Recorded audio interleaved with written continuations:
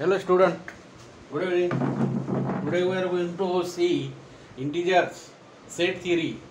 We know the 9th and 10th standard. Whole integer we know.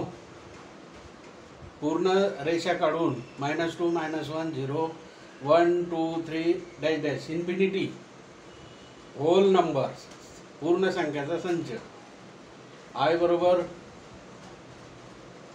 नंतर n बरोबर n is the natural number no doubt मैरपी कंसात 1 2 3 4 infinity आपण 5वी 7वी 8वी 9वी पर्यंत शिकलो नाही का.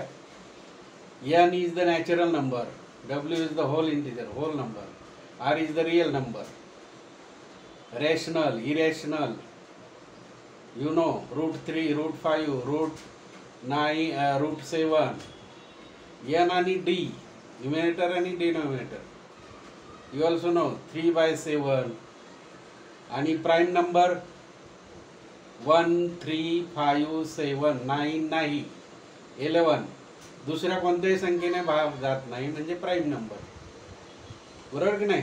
चौथीला पण होतं स्कॉलरशिपला प्राईम नंबर 1 3 5 7 कोणत्याही संख्ये 9 नाही 9ला 3ने भाग जातो. प्रत्येक संख्येला त्या संख्येने भागल्याने प्राईम नंबर दुसऱ्या संख्येने कोणत्याही संख्येने भागणार. संच थिअरीमध्ये आपण union set A is equal to set B is equal to दिलाय तर आपण ए युनियन बी काढायचा.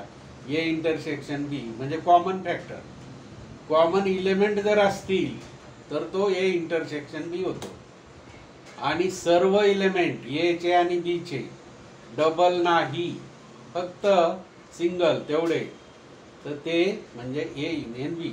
आता एक उदाहरण घेऊया आपण. If A set 3 5 6 7 9 b is equal to 1 2 3 4 5 5 elements are there in a set 5 elements, b set 5 elements are there. So a union b पूर्ण एलिमेंट त्याचे 3 5 6 7 9 3 5 6 7 9 आणि राहिलेले हे 1 2 4 1 2 4 3 5 घ्यायचे नाही कारण याच्यामध्ये आलेले डबल आपण ए युनियन बी मध्ये घेत नाही म्हणून इथं गोल केलंय बघा.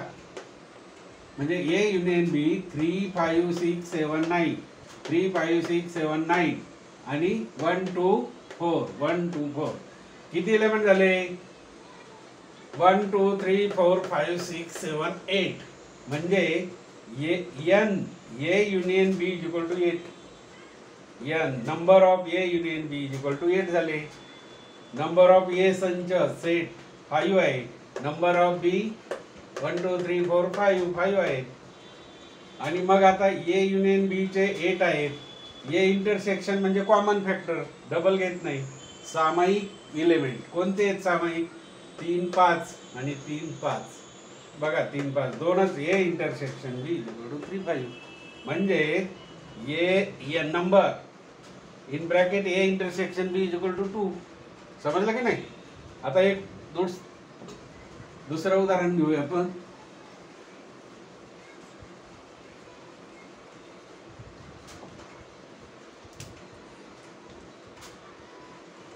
ए is equal to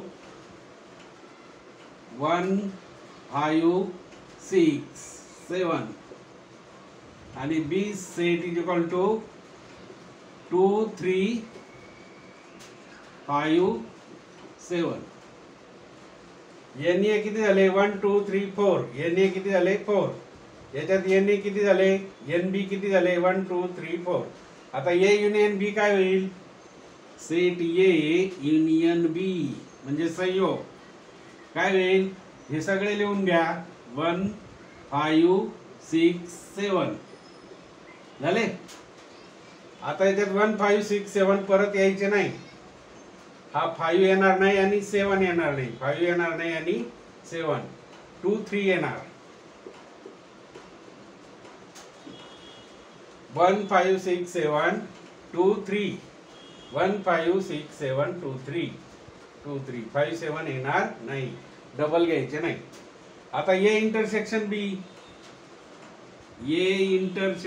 be is equal to common सामायिक. याच्यात सामायिक कोणते आहेत? ए इंटरसेक्शन बी मध्ये ए मध्ये 2 आहेत का? नाही.